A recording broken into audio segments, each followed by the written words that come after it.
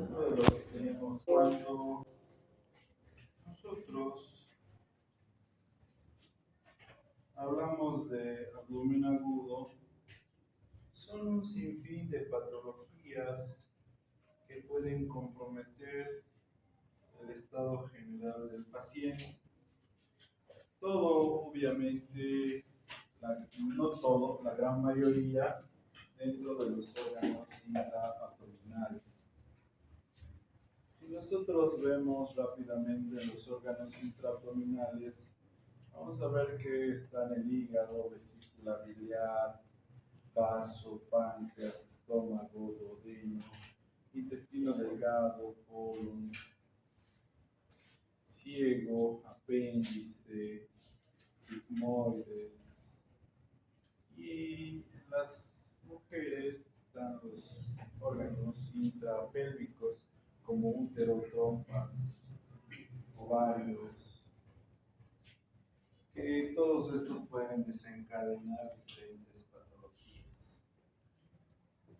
El primer signo de mayor importancia y mayor relevancia en un abdomen agudo es el dolor. El dolor es muy característico en algunas patologías, como el dolor de vesícula biliar, que es un dolor cólico localizado en el hipocondrio derecho. Puede ser un dolor muy poco característico, como un dolor por una gastroenteritis, que es dolor cólico en cualquier parte del abdomen y sin ningún tipo de asociación con un órgano en particular. Hay dolores como el vesicular, el pancreático y el gástrico que están en una zona muy cercana y a veces el paciente no puede precisar si le duele en epigastrio o en hipocondrio derecho, si le duele en epigastrio o casi llegando a mesogastrio. Entonces, a veces el dolor de estómago, vesícula y páncreas se puede llegar a confundir.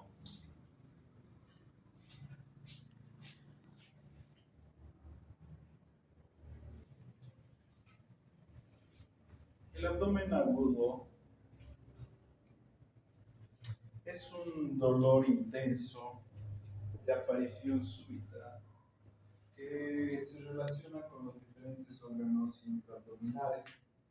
Lamentablemente son muchas las patologías que se pueden asociar y al ser un abdomen agudo necesitan una resolución inmediata. Absceso hepático, trauma hepático, colecistitis aguda, perforación gástrica, neoplasia, absceso esplénico, trauma esplénico, perforación úlcera duodenal, perforación úlcera péptica, enteritis, colitis, úlceras, intusosuscepciones, divertículos de Meckel, apendicitis, vólvulo de sigmoides, perforación colónica y todas las patologías femeninas. Entonces, cuando hablamos de abdomen agudo, es pues una lista un poquito larga. Y en esta, si el principal signo y síntoma para nosotros es el dolor, deben sacarle el mayor provecho para el diagnóstico del dolor. Cuando yo evalúo un paciente con dolor abdominal agudo, yo agarro y me traigo una silla al lado del paciente, porque necesito comodidad y la verdad tomarme mi tiempo. Estar parado al lado de la cama del paciente va a crear mi intranquilidad y apresuro la anamnesis. La anamnesis en un abdomen agudo tiene que ser bastante metódica. Y sobre todo cuando hablamos del dolor, preguntamos cuándo iniciado, dónde iniciado, cómo iniciado, cómo es el dolor, se modifica con la posición, aumenta con la alimentación, disminuye con la alimentación. primera vez que le duele, alguna vez ha tenido un dolor así. Eh, este dolor sigue siendo igual, ha mejorado, ha empeorado, eh, y alguna otra asociación, si de cúbito lateral mejora, en plegaria mametana mejora, todos estas características del dolor tenemos que evaluar, recordando que a pesar de que nosotros pensamos y confiamos en los pacientes, hay que ver que en esta generación los pacientes son unos maricas. Es decir, todo les duele 10 sobre 10. Les preguntas cuánto duele, 10 sobre 10. Si supieran, podrían decir 20 sobre 10. Esas cosas, eso perjudica mucho a nosotros. Porque en serio, estaba en el servicio de emergencia y un papá me trae a su hija corriendo. ¡Ay, Dios mío! Mi pobre hija está con dolor. No puede pasársele su dolor abdominal. Bueno, ¿y qué he dicho en el dolor abdominal? En el abdomen agudo. Me tomo mi tiempo, ¿no? Figurativamente y realmente me siento al lado del paciente, pero a veces un paciente estresado, preocupado, si que yo me siente al lado de su hija lo va a interpretar como que no me interesa. Tenía unos 8 años la niña, o tal vez 6. Y entonces empiezo a preguntarle, y yo, papá, la verdad que el papá, si le preguntas la fecha de nacimiento de su hija, no sabe. ¿Estás seguro? Papá es buena gente, es buen tipo, pero entonces muy pocos datos se puede obtener del padre. De la madre se obtiene más, pero de todas maneras traté de obtener la mayor cantidad de datos y el papá ya estaba estresando, ya estaba por querer pegarme o agredirme, porque no estaba solucionando el problema de su hija.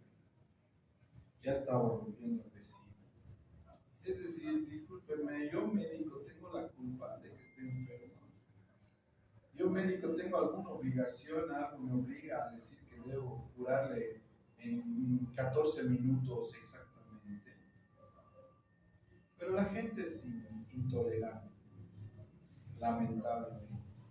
Y nosotros como personas más inteligentes debemos tolerarlo. Es irreal. Pero bueno, ya me estaba por escupir. ¿Y saben qué llegaba el diagnóstico? ¿Sabe qué, señor? Lo que pasa es que usted ya ha sacado a su hija desde esta mañana y no ha tenido el cuidado de salir. ¿Qué? Llévele al baño. Van al baño y tardan y le pesco. Yéndose. Ven, ¿qué ha pasado? Sí, doctor, solo tenía que hacer caca y ya le ha pasado el dolor. Es decir, que era como un pedo retenido lo que tenía la pobre niña. ¿Y qué quería? Que le ponga indoralgia al entramador endovenoso para que le pase un gas retenido. Entonces, los familiares y el propio paciente te pueden inducir a equivocarte. Te pueden inducir a equivocarte. Por eso es importante tomarte tu tiempo y la verdad, ser un poco más explicativo. A veces mi carácter evita comunicarme con las personas porque les miro y digo, ay, tatito, bien burro eres, ¿no? En mi mente, ¿no? No les digo de frente. Pero trato de corregirlo, pero yo trato súper bien a todos. El racismo cero, blancos, negros, chatos, altos, pero la inteligencia sí es muy importante para mí. Entonces, a veces estas incomprensiones pueden hacer que se equivoquen. no se casen con el primer diagnóstico. Los que rotan práctica conmigo, siempre les digo, manejen 4 diagnósticos diferenciales. 4 diagnósticos diferenciales. Así si te equivocas en el primero, que era seguro, seguro, no importa, tienes 3 más que estás llevando por detrás. Pero si solamente tienes un solo diagnóstico y al final no es ese diagnóstico, ¿qué vas a hacer? ¿Empezar de nuevo? ¿Vas a hacer anamnesis de nuevo? No, no. Entonces lleven 4, por lo menos, diagnósticos. Hay una gran cantidad de causas para abdomen agudo. Y hay unas causas intraabdominales que obviamente requieren cirugía. Cuando hablamos de abdomen agudo, el 95%, 90% de las patologías debemos solucionarlas quirúrgicamente. Pero hay un número de patologías extraabdominales que simulan un abdomen agudo. Una de las más preocupantes es el infarto agudo de miocardio. Al ser una patología grave y necesitar una resolución rápida, el retraso en el diagnóstico de un infarto agudo de miocardio puede llevar a la muerte del paciente. Agarran y tiene el paciente un dolor intenso en el epigastrio con irradiación al retroesternal. ¿Qué piensa el paciente, el médico? Ah, es una gastritis. No hay gastritis por si acaso, es una enfermedad acidopéctica. Pero ustedes lo conocen como gastritis. Entonces lo tratan con omeprazol, le dan analgésicos, propinonsato. Paciente mejora un poco o no mejora y lo tienen un día, 2 días y en vez de mejorar empeora, ya se compromete la frecuencia cardíaca, la presión y alguien se le ilumina, le hacen electro y era un infarto de miocardio. ¿Cuánto tiempo tienes para diagnosticar un infarto de miocardio y tratarlo de forma adecuada? 6 horas. Después de las 6 horas hay muerte de las células del miocardio. Entonces esa parte del corazón nunca más va a funcionar. Entonces se vuelve incapaz y se cicatriza ahí. Y eso cicatriz, si es grande, se hace como un saco formador de émbolos cerebrales, intestinales, etc. Y el paciente ya no va a poder subir ni una grada. Pero si diagnosticas antes de las 6 horas, agarramos, metemos un stent, sacamos la obstrucción y esa parte del corazón que se va a morir está normal y entonces el paciente tiene su vida normal. Si es muy obstruido, hacemos un bypass, es decir, comunicamos una arteria coronaria con la otra y de esa manera salvamos nuevamente las células que se van a morir. Entonces es importante ver algunas enfermedades extraabdominales como urgencia.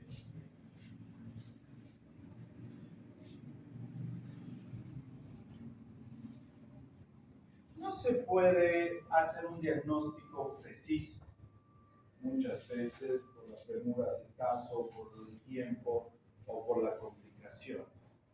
Es mejor hacer un diagnóstico sindrómico, como ser un síndrome peritoneal, una peritonitis. Es un diagnóstico sindrómico.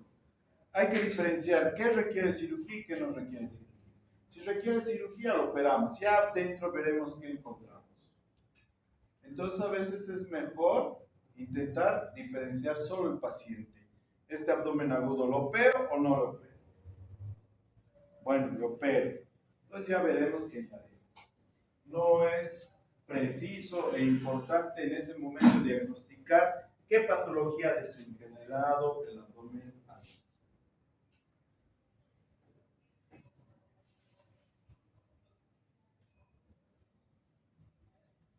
Entonces, todo eso está resumido ahí. Hay que hacer una interpretación de signos y síntomas. Esta interpretación de signos y síntomas es difícil. Hay que tener conocimientos sólidos y experiencia. Todo dolor abdominal amerita una buena historia clínica y un examen físico adecuado. Dato importante, dolor. 3, 4 veces he dicho del dolor. Cuidado, en el examen les pregunte y no sepan qué cosas se identifican lógica o se evalúa de dolor. El peritoneo en condiciones normales, ustedes saben que tiene líquido libre y en condiciones normales el peritoneo se defiende. No hay mucho problema en esto. El peritoneo es una estructura bastante noble. Conjuntamente con el líquido peritoneal más el epiplón mayor, en un paciente de edad media y buen sistema inmunológico, controla la mayoría de las patologías. El abdomen agudos, hay una clasificación que se llama la clasificación de Box, donde divide en tres. Es una forma fácil. A, padecimientos intraabdominales que requieren cirugía inmediata. B, padecimientos abdominales que no requieren cirugía. Y C, padecimientos extraabdominales que simulan abdominal. Entonces, fácil. ¿Qué Bocus es? A, padecimiento que requiere cirugía. ¿Qué Bocus es? B, padecimiento intraabdominal que no requiere cirugía. Y C, es una patología extraabdominal que simula un abdominal. Entonces, fácil. ¿Qué padecimientos intraabdominales requieren una cirugía inmediata? Hay una lista en su libro que es bastante completa, que habla de causas hemorrágicas, infecciones, perforaciones, obstrucciones e isquemias. Todas estas son una lista de causas quirúrgicas de abdomen agudo. Desde las más comunes, como la apendicitis, hasta las más raras, como por ejemplo la enfermedad de Berger. El abdomen agudo, hay padecimientos intraabdominales que no requieren cirugías. Aquí tenemos una lista, pero en su libro tienen una lista más organizada. Causas endocrinas, causas hematológicas y toxinas y fármacos. Entonces, incluso la picadura de la araña viuda negra simula un abdomen agudo. Tienen un dolor severo intraabdominal. Y a veces el paciente no refiere como un antecedente una picadura de araña. Entonces, vos en el examen físico le revisas los dedos de los pies o el interdígito, vas a ver una zona eritematosa con 2 dientes. Y vas a decir, ¿te ha picado la araña? Ay, sí, creo que sí, pero es que eso no es importante. Mi dolor de barriga. Picadura con araña viuda negra es lo que te está dando el problema. ¿Le vas a operar? No va a haber nada de ello. Y para cobrarle, le sacas el apéndice. No, mentira, no es para cobrarle, pero ya les he dicho, el apéndice es innecesario. Si ya estás allá adentro, sácalo. Si no hay nada. A ver. ¿Cuántas veces he operado? A ver, y no había nada. Bueno, no es que no había nada. Ya, había algunas pacientes de 16, de 18 años que han venido con su papá, su mamá, su novio, su amigo, su enamorado, su chico, a su tía, no, todo el mundo porque le dolía la barriga. Y lloraba. Y seguía llorando. Y gritaba. Así que la paroscopía diagnóstica, ¿qué había ahí adentro? Un folículo de De Graaf-Roth, un poco sangrante. Y eso le ha dolido. Y es por eso que estaba molestando. Entonces le haces y listo, terminó la cirugía. Como igual le voy a cobrar, le saco los apéndice, ¿no? Porque estoy ahí adentro. Un plus, ¿no? Claro, y si no le saco, hasta me voy a sentir mal. ¿Qué les parece? No les saco y a la semana vienen con apendicitis. Van a decir que les he fumado. Pero bueno, entonces ahí eso. Hay otras patologías extraabdominales que simulan abdomen agudo. Infarto de miocardio, pericarditis, congestión hepática, neumonía, cetoacidosis diabética, insuficiencia suprarrenal y anemias falciformes Entonces, en el dolor abdominal puede haber dolor visceral, somático o referido. Ya hemos hablado de estos dolores. La localización del dolor referido y su causa.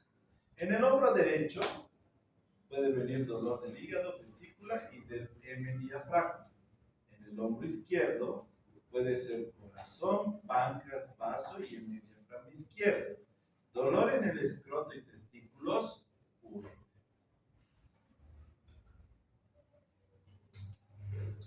Cuando el dolor es intraabdominal, debemos identificar si el dolor es por inflamación peritoneal, obstrucción de víscera hueca o alteración vascular.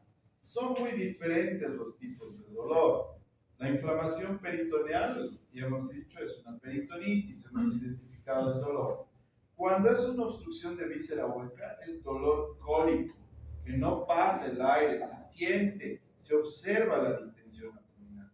Y alteraciones vasculares, en una trombosis cementérica, trombosis mesentérica. Sabemos que el mesenterio es la parte que irriga el intestino y por patología cardíaca pues, se pueden mandar émbolos. Y entonces se necrosa gran parte del intestino delgado o el intestino grueso. ¿Cómo se diferencia un dolor vascular? El dolor vascular es extremadamente intenso porque se están muriendo células, millones de células, y el paciente no tiene los síntomas o en el examen físico abdominal no revela tanta gravedad. Vos le examinas abdomen, pero no aparenta un abdomen tan grave como el que está describiendo el paciente. Esa es la forma de diagnosticar una trombosis mesentérica. La clínica no corresponde a la historia que el paciente nos está contando. Por suerte, no existe trombosis mesentérica en personas de 18, 20 años. Entonces, las señoritas, hombrecitos ahí, maricas, no van a tener esto, porque pensaríamos, normalmente son personas de edad, son mayores, ¿ya? Entonces, esa es la forma de diferenciar esos tres tipos. Después tenemos los extraabdominales. Tienen que ver que pueden ser lesiones de pared, patología intratorácica, patología pélvica, cetoacidosis diabética y alteraciones neurológicas. Cada una de estas patologías o dolores tienen su propia característica. Por ejemplo, el dolor del infarto de miocardio, que es extraabdominal, se describe como un dolor con sensación de muerte inminente. El paciente les refiere, parece que me estoy muriendo. El dolor de un infarto de miocardio es una sensación de muerte inminente. Entonces, diferencia cada uno de ellos.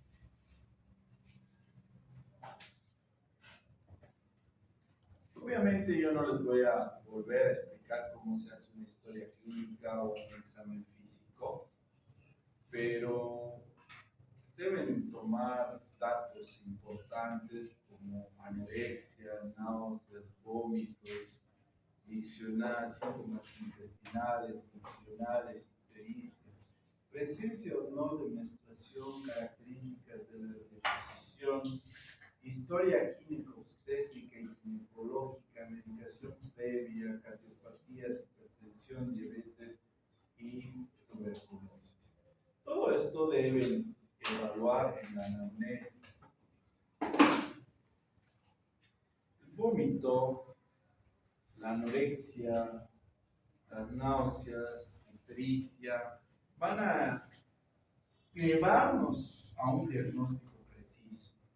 Un vómito sanguinolento nos habla de un sangrado en esófago, estómago e intestino delgado.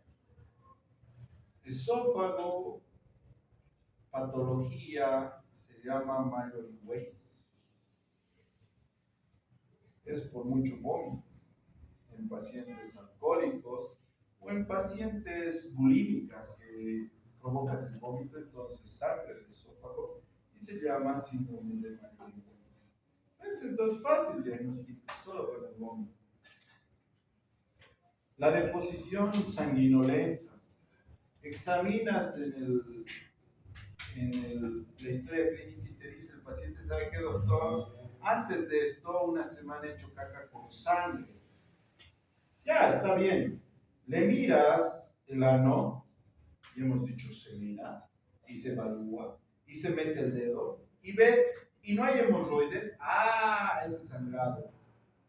O es cáncer, o es un divertículo. Entonces, ¿ves? Ya has reducido tus posibilidades solamente conociendo el antecedente de sangrado rectal, sangrado con deposiciones. Entonces, todas estas cosas tenemos que ir asociando. No es que, sangrado rectal, le meto el dedo. No, estamos en la anamnesis.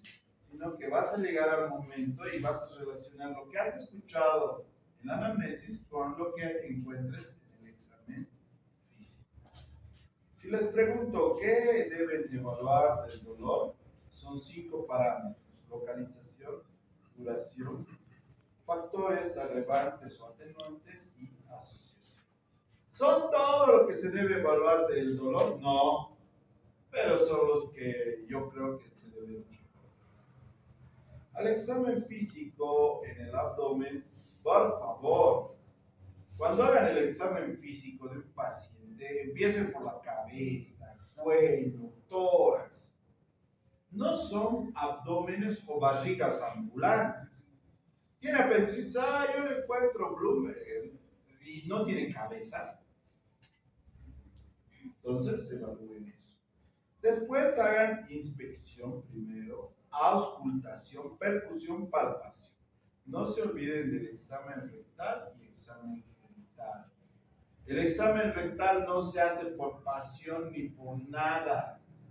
Se hace por academia y conocimientos. Deben describir exactamente qué van a encontrar en un examen rectal. Si no, yo no sé para qué meten el dedo. Tienen que meter el dedo sabiendo lo que vas a describir. ¿Cómo se describe? Si encuentran una masa en el recto, ¿cómo lo describo? Encuentro una masa a horas 2 en dirección de las manecillas del reloj. ¿Qué tamaño? ¿Qué forma? ¿Qué resistencia? Todo eso deben registrar. Si no, no hagan tacto rectal, no es por deporte. En los dibujos van a ver que hay algunos dolores que van aumentando de intensidad. Es decir, inician suave y después se van a muy intensos. Por ejemplo, la pancreatitis, la colecistitis y la hepatitis. Si alguno ha tenido colecistitis o cólico biliar, ha visto que primero, me molesta. Después, así, hasta que mejore o te pegue. Es lo mismo estas patologías, la apendicitis, el absceso o embarazo ectópico, la diverticulitis. Dolores intensos de inicio. Me ha dolido como si me estuvieran apuñalando con un fierro de adelante hacia atrás. No ha empezado suavito y después ha aumentado. Úlcera perforada. Cólico renouveteral. No empieza suavito, empieza fuerte y después sigue fuerte hasta que pase. Si no pasa, te va a mostrar a tu abuela en bikini. Es en serio. Entonces, una vez, un sábado X, me estaba levantando de mi cama y me duele del riñón al testículo. Hija de su madre. Entonces he dicho, tengo flojera, no quiero que me duele. Y se me pasó.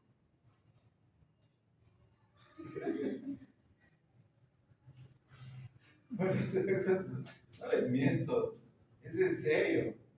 De verdad, yo creo que el cerebro tiene propiedades más poderosas de las que creemos. Si tú dices eso, tienes suficiente fuerza mental, no pasa nada. En este fin de, a principios de año me operaron de vesícula porque me salió una piedra y obviamente tenía que sacarla. No tenía, he tenido alguna vez un problema familiar, pero nunca he tenido risco en salud. Y entonces, como era una cirugía programada, se puede hacer combo. Puedes sacar la vesícula y se puede sacar el apéndice. Así que me sacaron el apéndice. Y cuando me sacaron el apéndice, se veía que dentro del apéndice había un coprolito y además había una adherencia del epiplón al apéndice. Es decir, en algún momento he debido hacer apendicitis. Y he dicho, no tengo tiempo, molesta otro día. Y nunca me molestó. Si no funciona la primera, no intenten la segunda. Ahí vayan al médico. Bueno, hay otras características de dolores cólicos intermitentes. Es decir, un dolor que aprieta y después suelta, aprieta y después suelta, es muy característico. O es vesicular, o es intestino delgado, lo más común. Y le sigue el dolor renoureteral, cólicos u obstrucción de colon. Pero es que es súper fácil. Agarre, le duele, ¿dónde te duele? De aquí, aquí, cálculo renal. Ni siquiera necesito radiografía, tomografía, ni nada. Es súper sencillo. Asocias dos tipos de dolor, dos características, irradiación y listo el diagnóstico. ¿Entendido? Aprendan bien eso. Voy a probar si pueden analizar tipos de dolor. Dolor cólico. Riñón se dirige a testículo fácil, renal lateral, cólico, renal lateral. ¿Por qué? Por cálculo. Dolores referidos. Es decir, nuevamente, ¿ven? Cuando hay pielonefritis o dolor renoureteral o cálculo, del riñón se dirige al testículo o a la región genital por la vía de inervación del uréter. Por eso, una úlcera péptica perforada normalmente se irradia a la espalda o a la parte de la fósil de acá derecha. Bueno, hay un montón de signos intraabdominales que vamos a ir viendo de acuerdo a la patología, la apendicitis, colecistitis, etcétera, etcétera, que están ahí numerados y obviamente está en su libro. De acuerdo a la patología que sospechamos, obviamente se piden los laboratorios.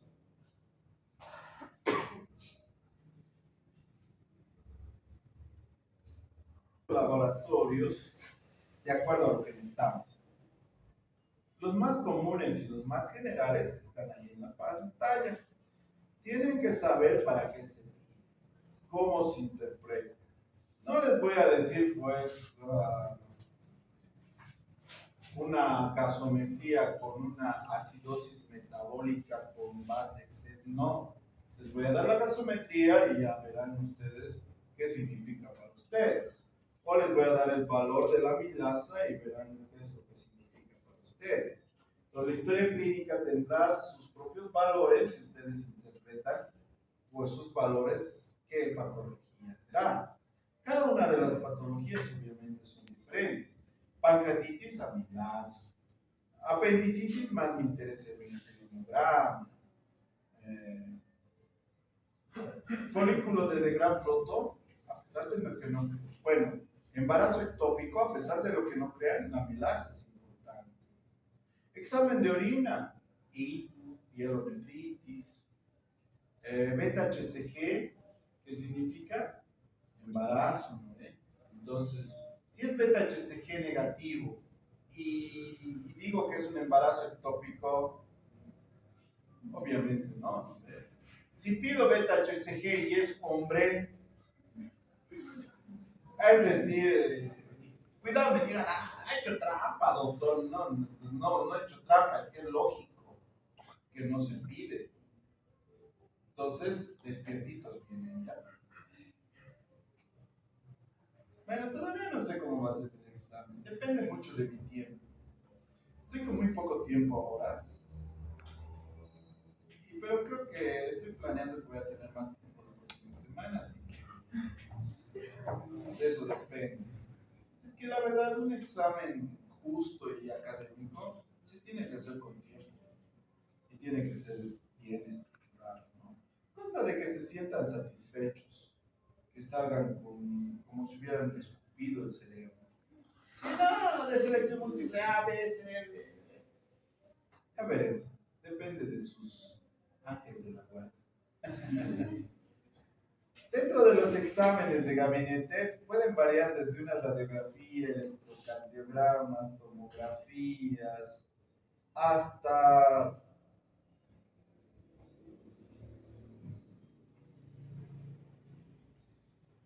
mm, hasta biografía, ¿no? Depende mucho. Cada uno tiene su importancia. Si yo sospecho de una patología intraabdominal, que sea de vísceras o de órgano macizo, la ecografía rinde bien, la tomografía rinde bien. Si yo sospecho de una perforación intestinal baja o alta, la endoscopía digestiva va a rendir mejor, la radiografía va a rendir mejor, porque me va a mostrar las alas de gaviota en lo que es el diafragma, ¿verdad? Porque hay líquido libre. Entonces depende mucho de la patología que veamos. Hay una parte importante de evaluación, que es la evaluación de la presión intraabdominal. Normalmente está de 5 a 7 milímetros de mercurio y se toma a través de un sensor en la sonda Foley. El paciente tiene que estar en decúbito dorsal y se mide al final de la expiración con 50 ml de solución salina dentro de la vejiga. Si la presión media intraabdominal está por encima de 11, es media, se pone sonda Foley, sonda nasogástrica y no se le da bien. Si está demasiado alta, hay que plantear cirugía, va a haber necrosis de segmentos. Al último, hacemos una laparoscopía diagnóstica, es decir, cuando no tenemos la más pálida idea de qué pasa, o si no creemos que la patología está muy inicial y queremos diagnóstico, hacemos la laparoscopía. Imagínense, en el abdomen inferior, en la pelvis, en la mujer, puede ser ictus, pielonefritis, peritonitis, apendicitis, ileitis, colitis, diverticulitis, folículo de Greivach roto, embarazo ectópico, folículo sangrante, quiste de ovario torcido, es decir, todas esas patologías, mejor meter el tubo y ver qué es lo que está pasando. En ese caso se hace la laparoscopía diagnóstica. Ahí hay un árbol de decisiones que más o menos hablan de lo que nosotros hemos ido viendo. Todas estas patologías son las más comunes, desde úlcera perforada, salpingitis, hiperplasia, tablas dorsal, compresiones de raíz nerviosa, infarto de miocardio. Todas estas originan síntomas intraabdominales que simulan abdomen agudo o son abdomen agudo. Préndame la luz, colorín colorado.